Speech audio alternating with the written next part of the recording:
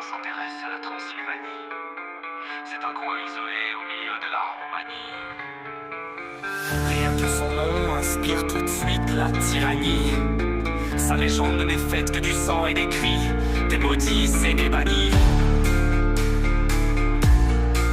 Des maudits et des bannis. C'est une contrée nichée dans les montagnes des Carpates. C'est le genre d'endroit idéal pour se retrouver entre psychopathes. Une sorte de club méditerranéen pour Ponce Pilate. En plus, dans la région, il se lève tard, on peut faire la grasse mat. Tintin est parti au pays des vampires. Le sang, les larmes et les cris, ça le fait plutôt rire.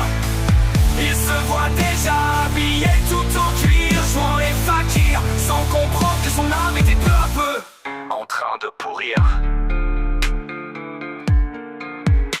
Dracula est un personnage créé par un écrivain qui s'appelait Stoker, inspiré de l'histoire réelle d'un tyran qui portait le doux nom de Vlad l'Empaleur.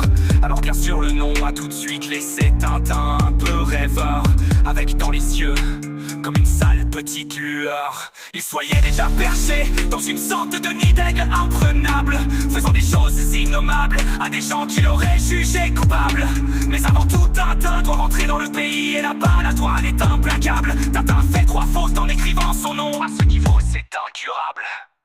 Tintin est parti au pays des vampires. Le sang, les larmes et les cris, ça le fait plutôt rire. Il se voit déjà habillé tout en cuir, jouant les fakirs, sans comprendre que son âme était peu à peu en train de pourrir. En train de pourrir. Sur ce coup-ci, faut avouer que c'est vraiment trop dommage. Mais c'est comme ça quand dans les livres, on ne regarde que les images. La bonne nouvelle, c'est que Tintin apprend de ses erreurs, c'est un avantage.